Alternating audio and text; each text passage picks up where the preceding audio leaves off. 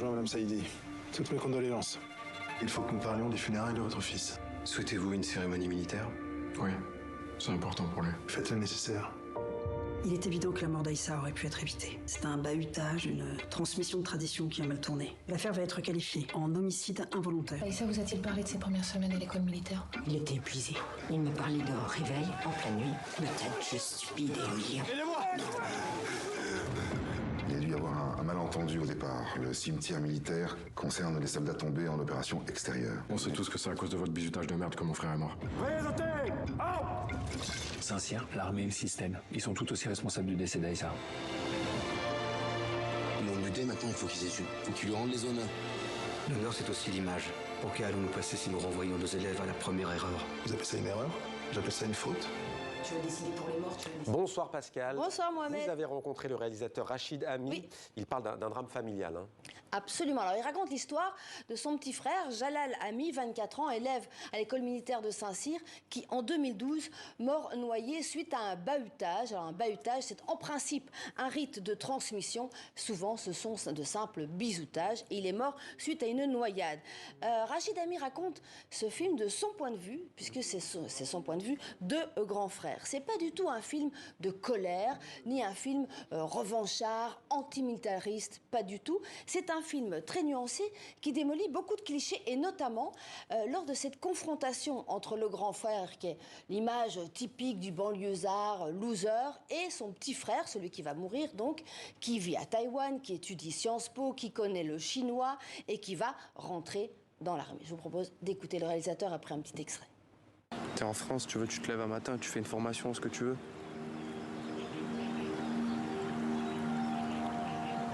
T'as pas envie d'un travail, une famille et des enfants? Et toi, tu veux faire quoi? Je termine mon master et je passe Saint-Cyr. L'armée? T'es sérieux? On vit dans un monde qui est en train de se radicaliser, de se polariser de manière assez violente, et qu'aujourd'hui, il faut avoir le courage d'être nuancé. Il faut avoir le courage de dire halte à la bêtise, halte à la radicalisation de la pensée et de l'idéologie. Et quelque part, les individus, les hommes, les femmes qui composent aussi bien cette majorité silencieuse et populaire de milieux modestes et cette institution qui est l'armée, par exemple, il y a des gens qui sont très différents des clichés qu'on met sur eux, qui les stigmatisent. Donc pour moi, c'était important de raconter ça. Et aussi, si vous voulez, je vais aller plus loin, je refuse catégoriquement de faire un film militant. Moi, je fais un film politique. Parce qu'un film militant, ça vous dit le bien et le mal. Ça vous impose une idéologie. Un film politique, ça vous interroge. Propos riche d'enseignements. Pascal, est-ce que le film parle du procès qui a eu lieu 8 ans plus tard et des condamnations qui sont tombées? Alors pas du tout, c'est pas du tout un film sur la vérité judiciaire. La temporalité du film, c'est clairement l'annonce de la mort du petit frère et les funérailles et toutes les négociations sur la cérémonie, militaire ou pas, le cimetière.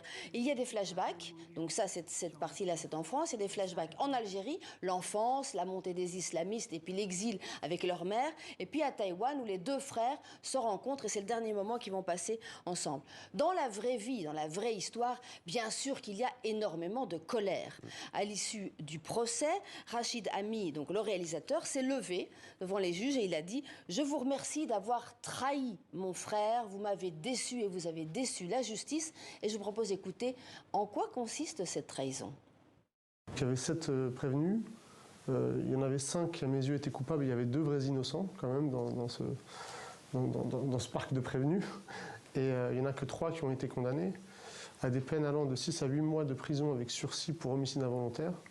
Et c'est là que ça fait très mal, c'est même pas ça, c'est qu'aucune inscription ne sera faite à leur casier judiciaire public, c'est-à-dire au bulletin numéro 2 de leur casier judiciaire. Aux yeux de la société, aux yeux de l'État, de nous tous, ces gens sont innocents.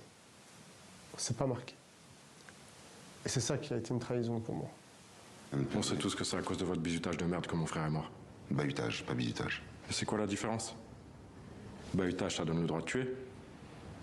Je crois que vos émotions obscurcissent votre jugement, jeune homme.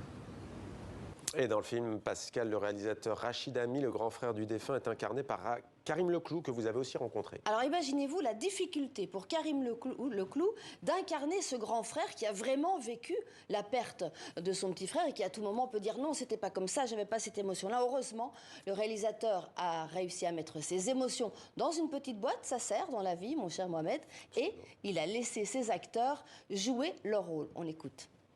Ce qui est joli avec Rachid, c'est qu'on n'a parlé que de cinéma. Pour moi, c'est un homme de cinéma. On n'est jamais allé dans le terrain de la sphère privée. On s'est évertués tous les deux à construire un personnage.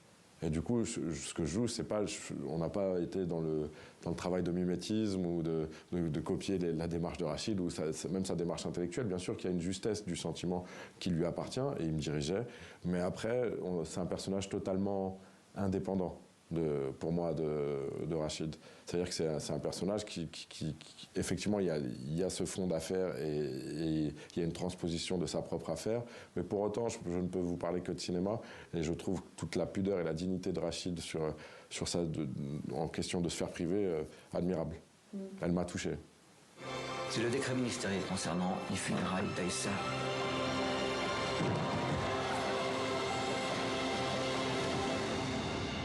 Excusez-moi, mais c'est insuffisant. Pour la France, à voir dès mercredi prochain au cinéma. Merci Pascal Merci. pour cette chronique. À très bientôt. À très bientôt.